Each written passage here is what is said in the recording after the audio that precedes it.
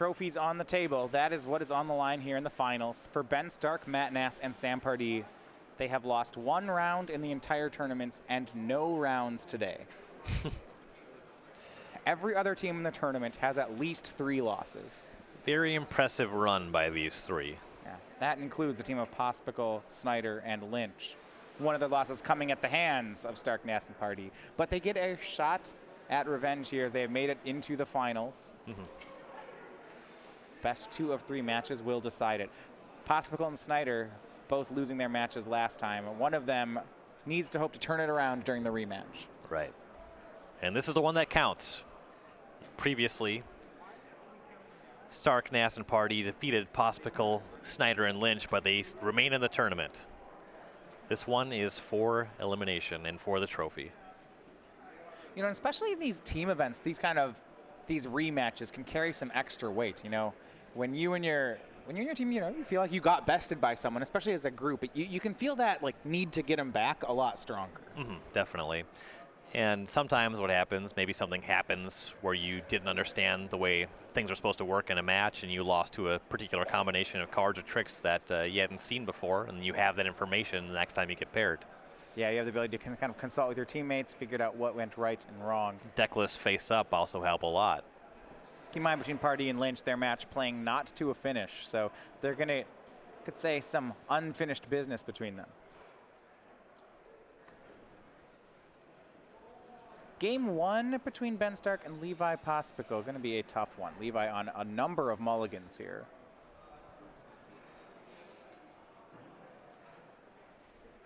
Mardu Vehicles, it's a very aggressive deck. It's not something that is particularly interested in mulliganing. Well, especially in Standard, we have these there's a lot of attrition going on right now. Mulligans aren't that forgiving right now. Right, and Stark is looking to offer a lot of one-for-one trades, and Vehicles is not looking to generate very much card advantage. Now, interestingly enough, Ryan, this match with Levi Popspichal is the first time this weekend we've seen Mardu Vehicles be played in Standard. And that said, it's one of the top decks of the format. Yeah. Put 6 copies in the top 8 of Pro Tour Aether Revolt. I believe 2 copies in the top 8 of the most recent Standard Grand Prix. All right, looks like Levi's kept a hand. We're going to see if he can put something together. Looks like the ending point was 4 cards. All right, so on the draw, though, he still has the first play with a copy of Inventor's Apprentice. And Ben will start a straight race on Scrap Heap Scrounger. The mana, though, may be catching up with Levi. You see he swings with the Apprentice for 1. Remaining cards in hand, Fatal Push, 2 copies of Toolcraft Exemplar. It's actually kind of reasonable because his curve's close to the ground, but the mana's not letting him cast everything just yet. You can't really ask for too much more out of a 4-color hand, unfortunately, but there are a couple choking points here. No black mana, no artifact for any of these 1-drops that care about artifacts, and only able to cast 1 of the white 1-drops on this turn. And now if he does find an artifact, this will power up pretty big. His Exemplar will become a 3-2 and his Inventor a 2-3. And for Ben, it's not like he has blockers. His turn 2 and 3 play, both copies of Scrap Heap Scrounger. Stark very much assuming the role of the beatdown here. Draw for Levi. No land, no artifacts, but he has a copy of Veteran Motorist. Could set him up for that next turn. And he now gets an option between the 2. A copy of Concealed Courtyard is both his 3rd land and his black source. He also sees a Scrap Heap Scrounger on top, so a neat choice he has. These are 2 fine cards to keep on top. Switches their order, but keeps them there. Swings in for 2. It's 17 all. And we'll see here if Levi can make a game of this. He'll drop to 11 on the attack. And it's Walking Ballista on 1 from Ben. So right now he can use that to kill any of Levi's 3 creatures. Or any of the 2. He can't do the Apprentice, but... And pick up with Scrap Heap Scrounger. That makes taking down the Exemplar pretty inviting. Now he will cast the 3-2. So moving to combat, Ben now has a decision. Of course, blocking a creature and then shooting a different creature is the way to conserve the most life here. Yeah, that's the way to conserve the most life. Now, if Ben really wants to kill the Toolcraft Exemplar, he can't actually play it that way. Right. next draw for Levi is Concealed Courtyard. Remember, that will both unlock the Fatal Push in his hand and the Scrap Heap Scrounger's ability to come back from the graveyard. Right. No, Popspichal already down to 11. The 2 Scrap Heap Scroungers still in play for Stark. He's got a lot to be worried about with his own life total.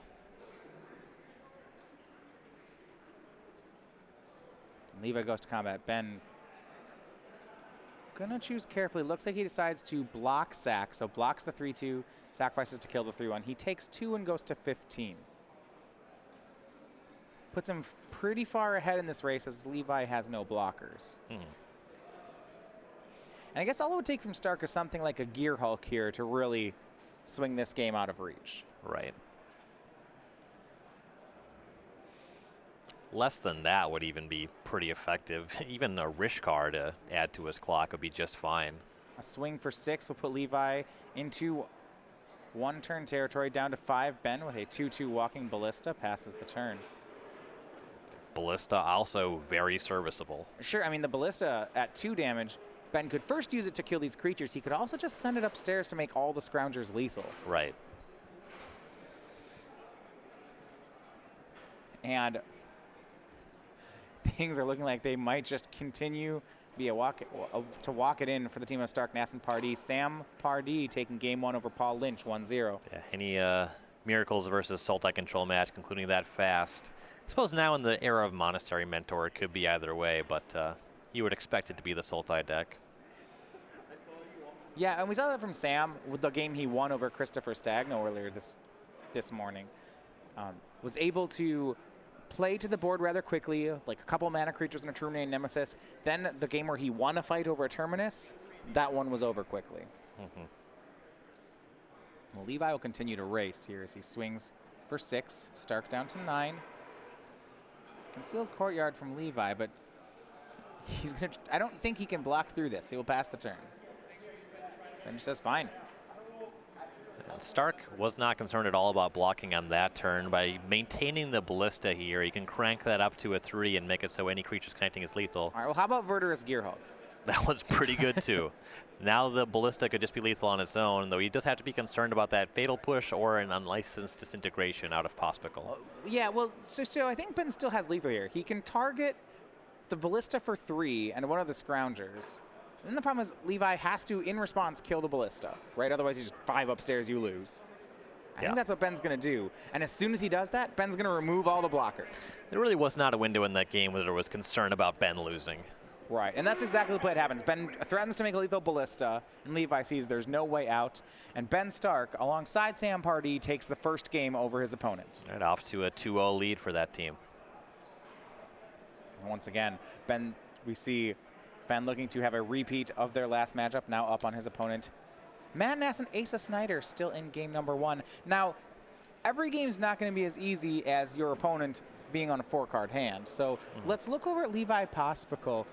Because Mardu Vehicles is like one of the tier 1 decks, this is generally considered its bad matchup.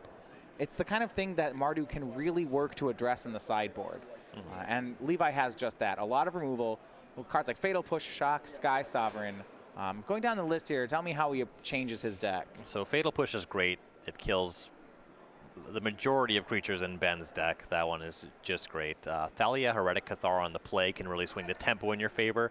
Stark is playing a decent number of higher mana cost creatures. Chandra, Torch of Defiance can be supplementing on your removal spells and also contribute to your clock as well. This is not really a matchup for release with Gremlins. It's actually fine. You can tag a Verdurous Gearhulk, so he knows that Stark is lighter on this one. So this is going to be not super effective here. And Sky Sovereign Console Flagship is pretty solid. It kills a lot of the creatures in Stark's deck as well as being a giant flyer. So the Sky Sovereign looks mighty powerful here as well. Can certainly bring in the extra copy of Gideon. There were 3 in the main deck, and going up to more Gideons allow him to deal with more of these wonderful removal spells out of this black-green deck and then go over the top with the Planeswalker. All right, so we look at that. On Ben Stark's side, this is a matchup which he also can approach. He's got Gonti, Kalitas, Murderer. So it's kind of like a lot of his things also lets him go big. Right. Just like Levi. And I kind of expect this to get to be more of a slugfest between them. Yeah, it's looking to be that way. The Kalitas is a big find from Stark here. can turn some removal spells into some serious value and also gain him some life. Natural obsolescence is great. You can put a Scrap Heap Scrounger on the bottom of Pospical's deck or just deal with any of the other artifacts. Natural State to destroy Heart of Kieran is a pretty powerful one.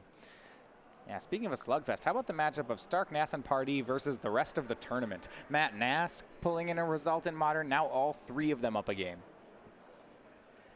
Okay, but on the match we're on.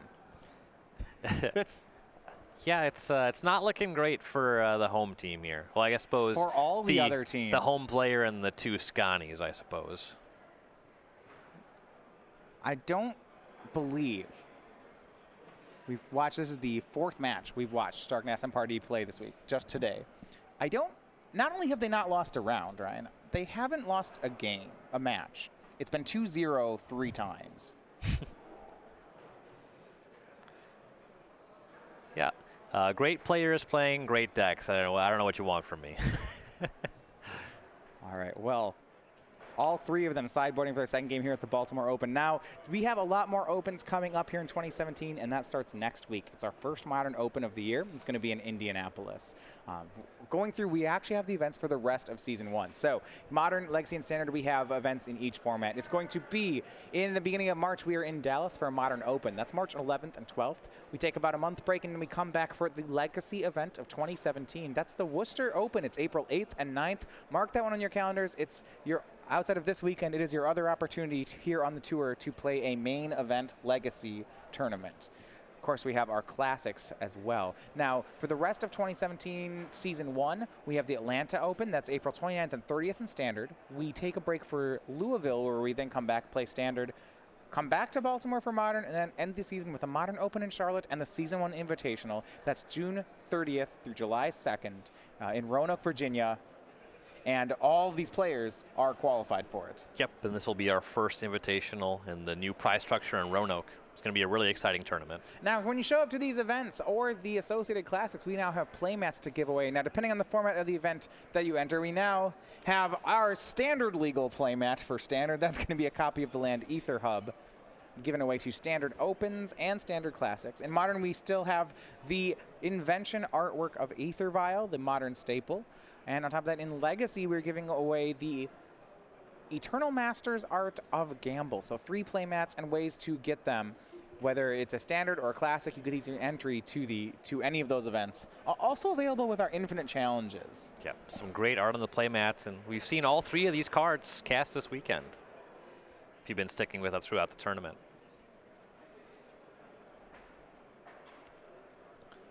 So between Popspichal, Asa Snyder, and Paul Lynch, they as a team can lose 1 more game. And other than that, they need to win 4 before they lose 1. Yes. Maybe even win 5.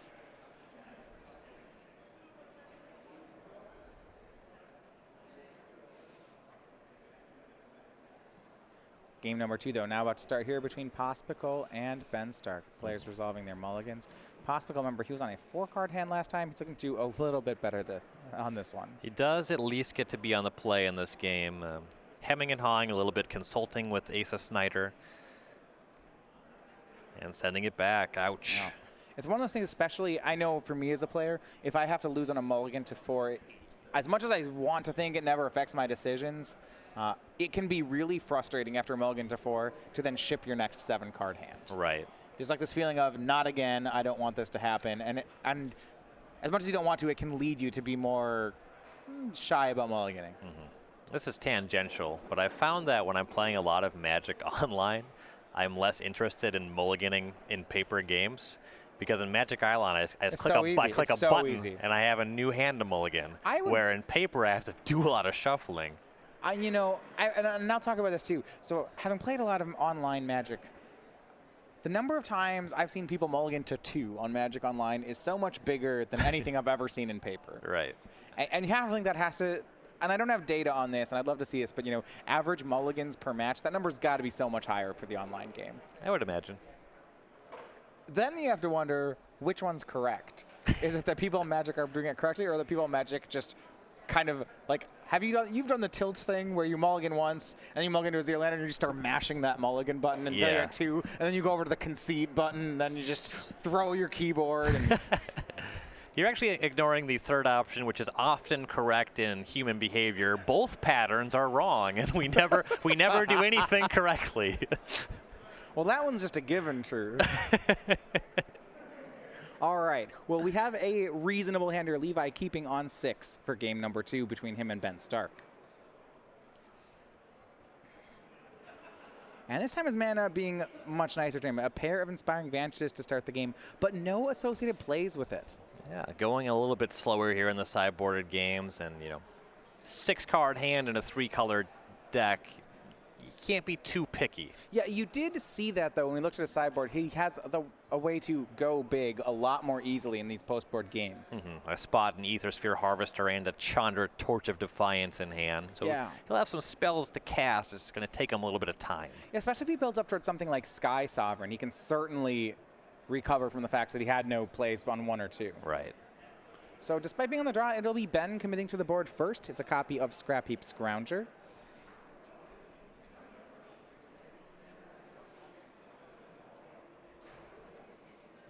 And the Scrap Heap Scrounger still being in the deck suggests that Ben is interested, at least in some capacity, assuming a beatdown roll. Yeah, if he wanted to play, well, I suppose if he's worried about Levi going bigger and becoming a removal deck, Scrounger's not even bad in that fight. Yeah, a resilient threat is nice. All right, play first from Levi. It's a 3-drop. It's one of his copies of Pia Nalar. The 2/2 legend from Kaladesh will bring along a Thopter before he sends the turn back over to Ben Stark. Does represent a pretty reasonable block here, trading Pia for Scrounger, and then Levi nets a Thopter out of the deal. Yeah, while Stark does not have any creatures in graveyard, this sort of trade is reasonable. There's a swing, but looks like Levi has other plans. Pia Nalar not on blocking duty. He'll take the 3. For Ben, Gnarlwood Dryad, the creature, leaving up 2 mana, possible Grasp of Darkness. The 1/1 Death Touch, unassuming right now, it does have the ability to turn into a 3/3 when it gets Delirium.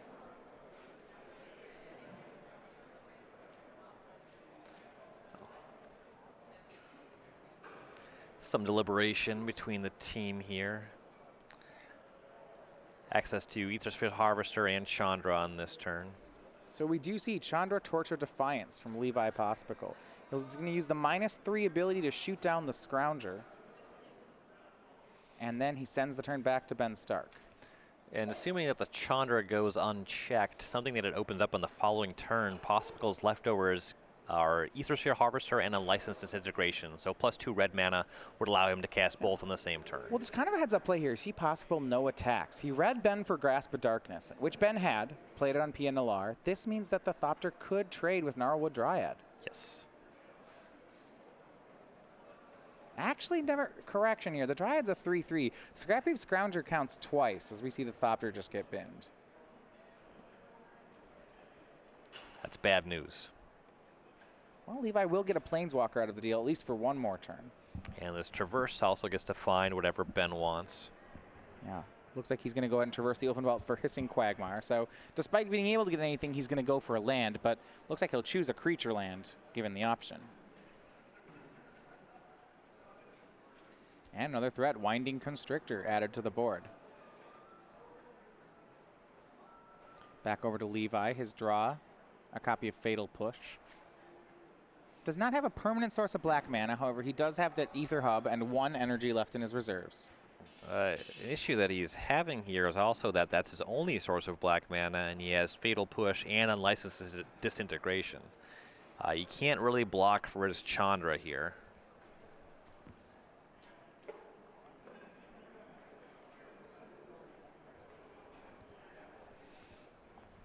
If only you could crew Aethersphere Harvester with a loyalty counter. Yeah, they could never print a card like that. Chandra will +2 to try to find a spell for Levi, but she finds a basic Plains, dealing 2 damage to Ben Stark. Follow up from Levi, Aethersphere Harvester. Land and pass. Now up to 3 energy, though. That Ether Hub can continue to produce black mana, at least for a while. But no blockers, no way to crew Harvester. This is a rough spot again for Levi. Yeah. So he has that fatal push here. Assume that Stark will read him for that and send both creatures at the Chandra to take that one down.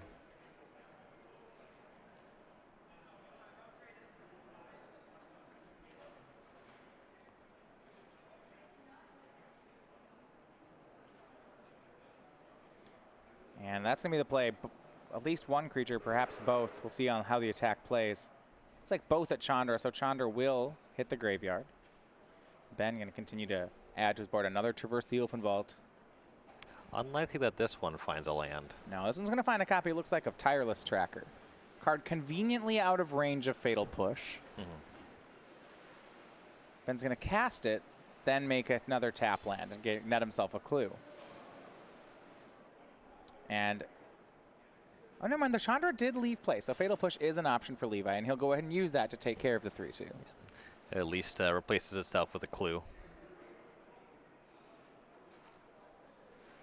Now, Popspichal still has that unlicensed disintegration, but he needs to find a crew for this Harvester to be in this game.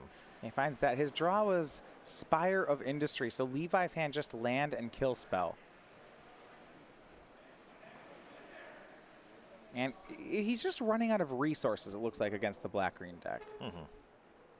Yeah, again, he was on a mulligan. He's drawn more lands than his deck is really interested in. If he had a Sky Sovereign, that would be fine.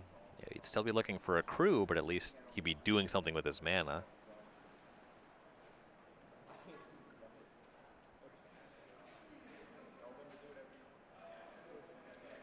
Go back to Ben Stark, looking in a pretty good position here. Gets to untap with 5 lands, a clue token, Winding Constrictor, Gnarlwood Dryad. He'll start with a swing for 5 with the pair of creatures. I believe I'm not ready to use Unlicensed Disintegration just yet. He'll go down to 12.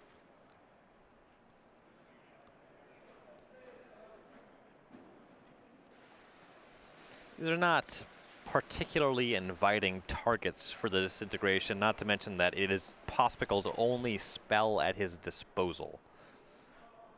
Right, so you'd think he needs to make this Unlicensed Disintegration count. Ben will just pass the turn. Unlicensed Disintegration to the Winding Constrictor. This is a pretty neat play. Ben actually had a lot of lines available to him. He could have attacked with Hissing Quagmire. He could have cast Walking Ballista, but instead he just chooses to do, well, nothing. Goes ahead and so before the Winding Constrictor dies, he's going to use Natural Obsolescence to put the Aethersphere Harvester on the bottom of Levi's deck, so Ben doesn't even take extra damage. And Popspichal peels another land. Yeah, no more resources in hand. Ben being very careful to not lose value to something like a Fumigate that Levi might be sitting on. You see, not committing a second creature, instead just committing to cracking a clue. Or bringing back a Scrap Heap Scrounger. Really already has enough pressure with tools already in play. So on taps with 6 more power on the board, still keeping cards like Walking Ballista in hand. And right now, Levi out of everything. Out of removal, out of creatures. With the Scrounger coming back, is the Dryad still delirious? Well, we have instant, creature, land, and Yes, sorcery. he does have sorcery. He has his Traverse, Grasp of Darkness, Evolving Wilds, and I believe we have Tireless Tracker as the creature. All right, got there. So he does have a 2-turn clock on the table here for Popspichal. Swing for 6, Levi down to 6. And we mentioned the team of Popspichal, Snyder, and Lynch had one more loss to give. It looks like Levi's going to give that one. So with the conclusion of this match, it is going to be in complete win-out territory for their team. Yes. These matches, they've been going a little bit longer on the back tables here. And there's a good sign for Snyder and Lynch both. You know, the Grixis Control deck and the Miracles deck are the decks on average more interested in going long in those matchups. So perhaps those ones are going well. This one's certainly not, though. This one is all but over. And Popspichal picked up a Gideon. That one's going to be too little too late. That could have mattered if he was able to produce that much earlier in the game, but that one's not going to be enough here. Yeah, Gideon makes a blocker, and now for Ben Stark, see, he's got his opponent down to 6. Yeah, Stark already has Gear Hulk, which can pump up the Walking Ballista. You know, Stark's going to play around whatever he needs to. Just red, white, and mana being represented for Popspichal. There's nothing like Harness Lightning anywhere in the deck there. And it's looking like it may just be a clean 5-0 for the pro team. Over in Legacy, Sam Pardee takes game 2. Last time they were the match that didn't finish. This time they were the first match to finish, but the result is still the same. It's another win for Stark, Nass, and Pardee. So that's the first match win. And this game, if Ben Stark can hang on to it, will win the tournament. There's realistically no mistake that Stark could make to throw this game away. Popspichal just does not have the resources to win. Verdurous Gear Hulk from Ben Stark. And that one should seal this up. 1 counter on Scrounger, 1 counter on Dryad, 2 more on Ballista. Levi's last card is a land, so there should be just enough damage on the attack, not even counting Ballista's ability. 2 4-power creatures, 2 counters on the Ballista. Yeah, perfect. Anything here connects for 4. And that is going to be the handshake. So in a clean 5-0 sweep, the team of Stark, Nass, and Pardee wins the rematch, wins the tournament, and caps off what has just been a dominant Sunday for them.